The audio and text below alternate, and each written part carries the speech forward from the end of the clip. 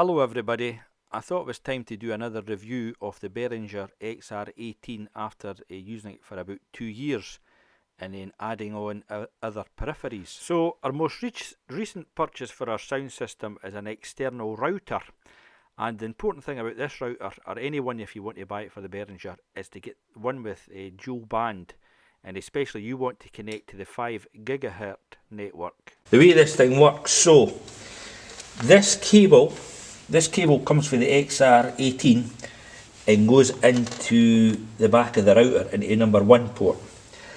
And then the other cable, that's the Ethernet cable that comes from the Raspberry Pi at the back. So the brilliant idea about this is hardwired into the Raspberry Pi. Indeed, any PC or Mac, you can hardwire it.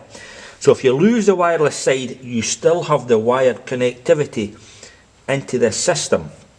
And I didn't want to go totally wireless, so when they came up with this solution, to me this is the best by far. So you can see that there. And also in the XR18, you've got to click this button, this slider here, to Ethernet, and that's it, sets up for having the external router and the wired connection. So there you go. Hi everybody, I just wanted to show you how to connect wirelessly to the XR18. So this is on the Mac, it's exactly the same on the PC. So you click setup. Once you're connected to the wireless network, you pick here, there's the model number XR18, and that's its IP address, 192.168.0.134. Everybody will have their own unique IP address. So you then just connect, and you always go mixer to PC. And you see that gives you exactly the same settings, and you close that down. Now it looks exactly the same on a Raspberry Pi. So there we go. So you can see it here, the levels going up and the levels are going up. It looks great on the iPad, but it can also work on Android as well. So you can see the response to that when I click into the microphone. So, and you can hear on the Apple or the Raspberry Pi, you can see your full 16 channels, but on the iPad you've got to flick along, right? And it's quite good, and there's your buses up and down the side. So if we want to do exactly the same, is that okay, right?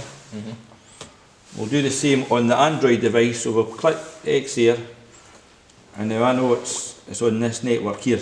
Very important, better to be on 5G, it gives you better stability. So you hit search, then it comes up with a number. You can see that again, 192, that's your IP number, and you click that for the console, and there you go, it's exactly the same. So that's us on 3 devices. You okay with that, right? Yeah.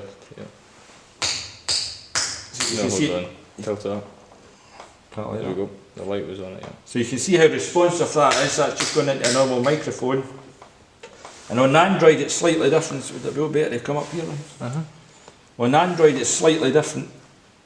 That you can't flick along for the channels. You just, that's channels 1 to 8, then 9 to 16. And then it's your auxiliary, and then your returns, and your buses and everything like that. So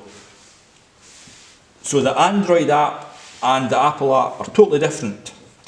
Sometimes I think it's a wee bit easier on the Apple app, but one thing about the Android app is really good. You can get what's called XR18.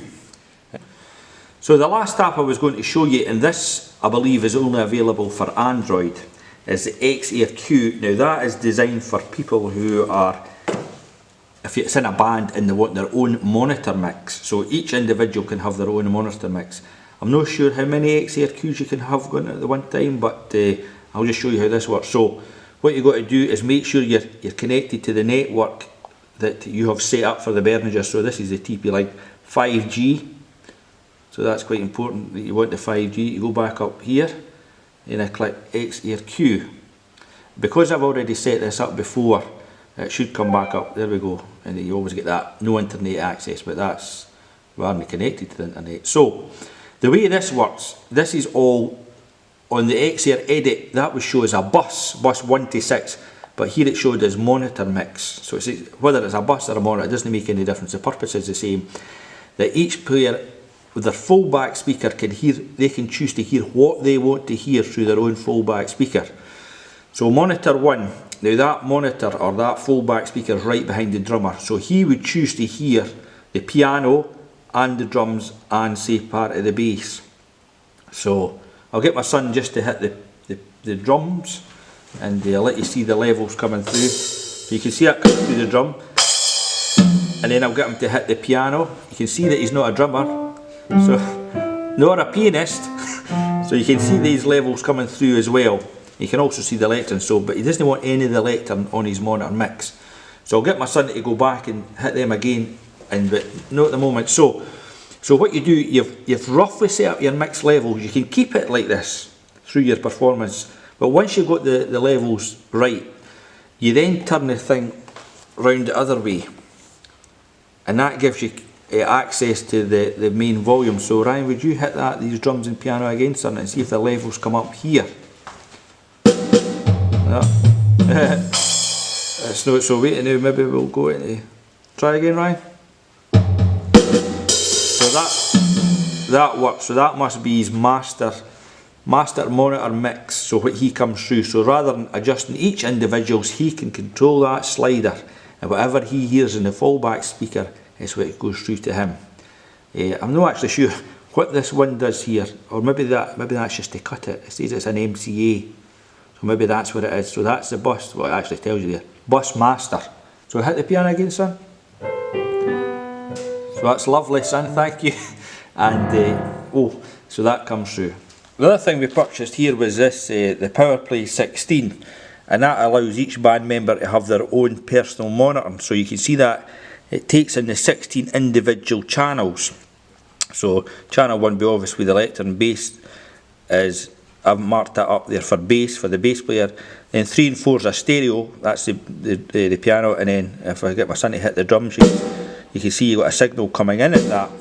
So the way that the guy who on the drums does it, he's actually got this extension leads, and we don't need it to come through the monitor system as much, and he plugs his headphones into this thing here, so he can monitor his own mix, so he can listen to the bass, the drums and the piano all in the one mix by I forgot how to do it, but there's various ways that you can say you hit the piano, then you can control the volume for the piano using this level here.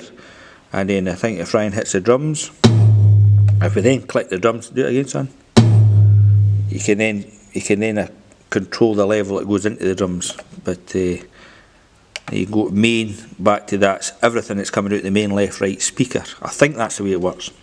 I'll need to have a look at it again, but the drummer says this has been a great purchase for him, because it saves he can set up his own wee mix, and he can be in his own environment and listen to everything that's going on. So £200, I think that was £200 odd, so great purchase. And if we get other band members, they can have their own personal mix as well, so you can add to this system. It's all done through Cat5 cable, and in fact this thing is only powered, you can see it in the back there, from a Cat5 cable, and there's no other power supply needed, so it must be power over Ethernet that thing works with. So that's another thing we purchased for this system. So all in all, we've had this system for about 2 years, and we've added bits and pieces to it, but what I can tell you is rock solid. It works no problem at all, and the amount of features you get in with it, with effects and everything like that, is brilliant. I'm sure you can connect up to about 5 wireless devices, and as you can see there on the screen, they're all synchronized with each other, and you can even connect. I'll show you your phone. It works on your phone as well. So as I was saying, the screen's a bit small. My phone's a bit old, but the thing works no problem at all.